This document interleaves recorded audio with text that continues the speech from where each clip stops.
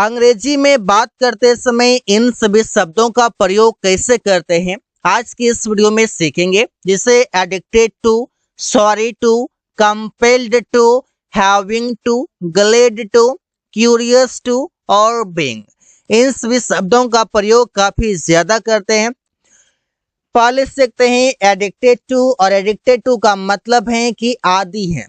वो सभी काम आप बता सकते हैं जो काम आप रेगुलर करते हैं, जैसे कि कोई काम आप रेगुलर करते हैं, स्कूल जाना रेगुलर है, जगना रेगुलर है, कोई भी काम ऐसा करना जो कि रेगुलर आप करते हैं, एक हैबिट के रूप में आप करते हैं, तो उसमें आप एडिक्टेड टू का प्रयोग कर सकते हैं। लेकिन ऐसे एडिक्टेड टू वहां पर प्रयोग करते हैं जहां पर आप किसी भी चीजों के लत में पड़ जाते हैं, जैसे कोई शराब पीने के लत में पड़ गया, कोई गेम खेलने के लत में पड़ गया, कोई मोबाइल चलाने के लत में पड़ गया, तो वहां पर प्रयोग करते हैं। लेकिन वो सभी काम आप दिखा सकते हैं जो आप काम रेगुलर करते हैं। वे लोग बाइक चलाने के आदी हैं। They are addicted to riding a bike. अब यहाँ पर ध्यान ये रखना है कि टू के बाद V1 आता है, लेकिन यहाँ पर टू के बाद V1 नहीं बल्कि यहाँ पर V4 आएगा। इस बातों को ध्यान रखना है। तो एडिक्टेड टू के बाद राइड नहीं बल्कि राइडिंग आया हुआ है। रोहित अंग्रेजी बोलने का आदी है। Rohit is addicted to speaking English. Rohit is addicted, Rohit आदी है टू स्पीकिंग इंग्लिश, अंग्रेजी बोलने का। वो शराब पीने के आदी है।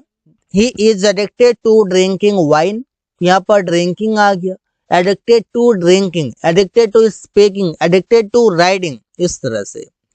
तुम लोग धूम्रपान करने के आदी हो। You are addicted to smoking. You are addicted to smoking, तुम लोग धूम्रपान करने के आदी हो।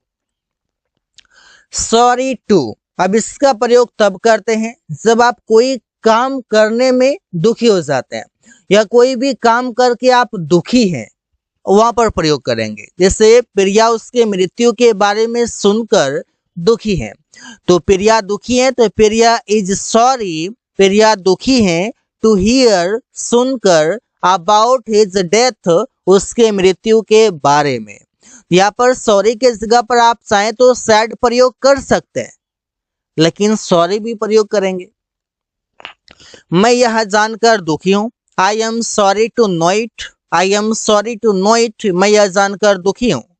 वो आपको तंग करके दुखी है। He is sorry to disturb you। अब ध्यान ये रखना है कि टू आया हुआ था, आगे जो वर्ब आएगा वो V1 में आएगा। इससे डिस्टर्ब, नो, हियर। वे लोग मैच हार कर दुखी हैं। They are sorry to loss the match.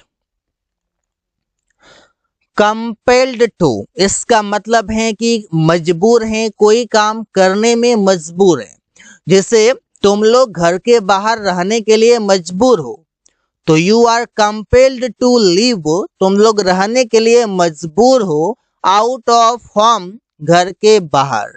मेरा भाई कार चलाने के लिए मजबूर है। My brother is compelled to drive a car. मैं यहाँ रुकने के लिए मजबूर हूँ, अन्यथा मैं यहाँ से चला जाऊं, तो सेंटेंस बनाएंगे I am compelled to stay here. यहाँ पर आप समझ सकते हैं ना कि जब भी आप बातें करते हैं तो वहां पर आप मजबूर होने की बातें करते हैं, आप दुखी होने की बातें करते हैं, आप बात करते हैं कि कोई भी चीजों का लत है, आदत है, एडिक्शन है, उसकी भी बातें करते हैं। तो टॉपिक यहाँ पर आपके लिए चुन चुन कर लिया गया है ताकि आप बात करते समय हमेशा चाहें तो आप अंग्रेजी में बात कर सकते हैं, बीच बीच में अंग्रेजी के सेंटेंसेस प्रयोग कर सकते हैं। वे लोग यहाँ काम करने के लिए मजबूर हैं। They are compelled to work here. कोई भी काम को लेकर, कोई भी काम करने में मजबूर हैं, तो वो आप बता सकते हैं। अब है हैविंग टू, जो बताएगा कि कोई काम करना पड़ रहा है प्रेजेंट में, और पड़ रहा था ये पास्ट में। हैविंग टू के बाद V1 आएगा, और हैविंग से पहले अगर इज MR आया हुआ है तो ये बताएगा कि कोई काम करना पड़ रहा है, और अगर वॉज वर आ गया तो ये बताएगा कि कोई काम करना पड़ रहा था। रवि को पैसे देना पड़ रहा था। Ravi was having to give money, तो पड़ रहा था, ये था पास्ट का है, तो वॉज के साथ हैविंग टू और इसके बाद V1, ये तीन चीजें याद रखना है। हम लोगों को यहाँ रुकना पड़ रहा है। We are having to stay here. उसे अकेले बाजार जाना पड़ रहा है। He is having to go to market alone. Alone means अकेला। सुमन को खाना पकाना पड़ रहा था। Suman was having to cook food. जैसे ये था आया तो वहां पर वॉज ये वर्ड लगाएंगे सेंटेंस में सब्जेक्ट को देखकर, और जैसे ही है आया तो वहां पर हम देख लेंगे कि यहाँ पर इज एम आर में से क्या लगेगा, सब्जेक्ट कैसा है। सिंगुलर रहेगा तो इज, प्लुरल रहेगा तो आर, अन्यथा आई के साथ एम प्रयोग करते हैं। ग्लेड टू मतलब है खुश है, जिससे बोलते हैं मैं आपसे मिलकर खुश हूं। I am glad to meet you. I am glad to meet you जब आप बात करते हैं तो स्टार्टिंग में इससे आप मिले तो आप बोलते हैं I am glad to meet you, मैं आपसे मिलकर खुश हूं। वो पैसे पाकर खुश है। He is glad to get money. Get money मतलब पैसे पाना। हम लोग अंग्रेजी सीखकर खुश हैं। We are glad to learn English. We are glad to learn English, हम लोग अंग्रेजी सीखकर खुश हैं। वे लोग मैच जीतकर खुश हैं। They are glad to win the match. यहाँ पर आप समझ सकते हैं कि टू के बाद वी1 आ रहा है, और इससे पहले सभी सेंटेंस है कि हम लोग खुश हैं तो एजमार के साथ ग्लेड लगा रहे हैं। क्यूरियस टू, इसका मतलब है कि उत्सुक है, कोई भी काम करने के लिए उत्सुक है। जिससे मैं खबर सुनने के लिए उत्सुक हूं, तो I am curious to hear the news. मैं खबर सुनने के लिए उत्सुक हूं, मैं उतावला हो रहा हूं। वे लोग अंग्रेजी सीखने के लिए उत्सुक हैं। They are curious to learn English. They are curious to learn English, वे लोग अंग्रेजी सीखने के लिए उत्सुक हैं। वो एक नया कार खरीदने के लिए उत्सुक है। He is curious to buy a new car. यहाँ पर आप सेंटेंस बड़े ही आराम से बना सकते हैं। तुम पत्र लिखने के लिए उत्सुक हो। You are curious to write a letter. यहाँ पर सेंटेंस बनाना चुटकियों का काम है, बड़े ही आसानी से आप बना सकते हैं।